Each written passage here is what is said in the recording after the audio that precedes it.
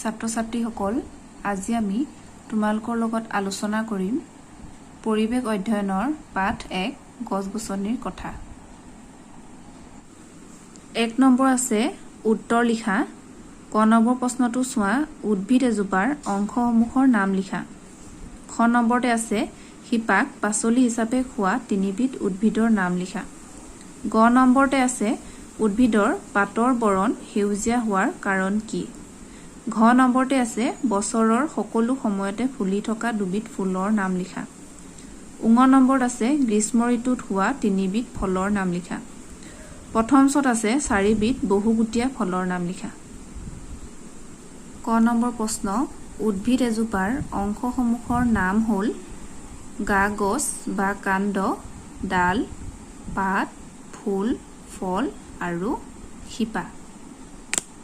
শিপাক পাচলি হিচাপে খোৱা তিনিবিধ উদ্ভিদৰ নাম হ'ল গাজৰ, মূলা আৰু বিট।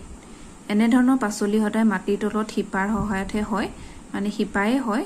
আমি শিপাকেই পাচলি হিচাপে গ্ৰহণ কৰোঁ, সেইবাবে গাজৰ, মূলা আৰু বিট তোমালোকে লিখি ল'বা। গ নম্বৰ প্ৰশ্নটোৰ উত্তৰ, উদ্ভিদৰ পাতৰ বৰণ সেউজীয়া হোৱাৰ কাৰণ হ'ল পাতত পত্ৰহৰিত নামৰ এবিধ ৰঞ্জক পদাৰ্থ থাকে। ঘ নম্বৰ উত্তৰটো হ'ল বছৰৰ সকলো সময়তে ফুলি থকা দুবিধ ফুলৰ নাম হ'ল গোলাপ আৰু জবা।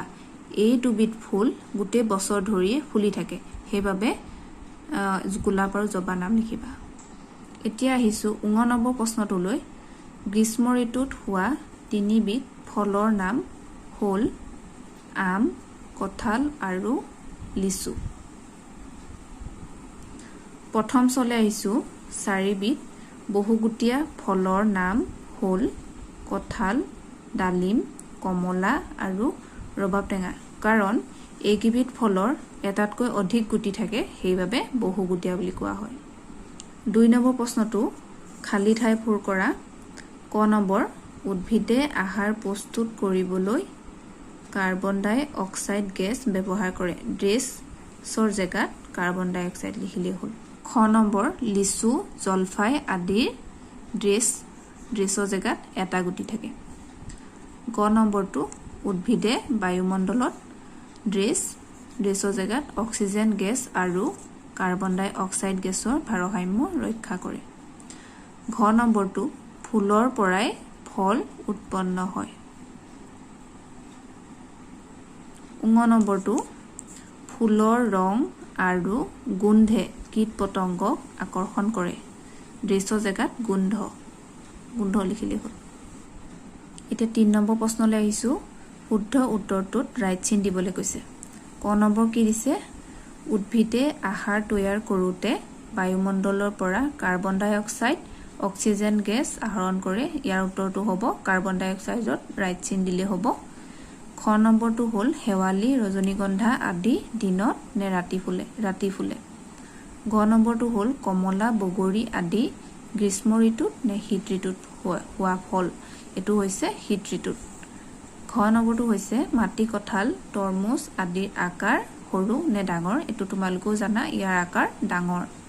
4 নম্বৰ লাষ্ট প্ৰশ্নটো হৈছে তুমি খাই ভাল পোৱা এবিধ ফলৰ ছবি আঁকি ৰং কৰা। এইটো তোমালোকে নিজৰ মন পচন্দৰ এটা ফলৰ ছবি আঁকি তাতে ধুনীয়াকৈ ৰং কৰি ল'বা। তেনেহ'লে আজি এই পাঠটি ইমানতে সামৰণি মাৰিছোঁ। তোমালোকে যদি নতুনকৈ মোৰ চেনেলটিলৈ আহিছা, তেনেহ'লে মোৰ চেনেলটো ছাবস্ক্ৰাইব কৰি ল'বা, তেতিয়াহে অন্য ভিডিঅ'বোৰ তোমালোকে সোনকালে পাই থাকিবা। লগতে ভিডিঅ'টো লাইক আৰু শ্বেয়াৰ কৰিবলৈ একেবাৰে নাপাহৰিবা। ধন্যবাদ।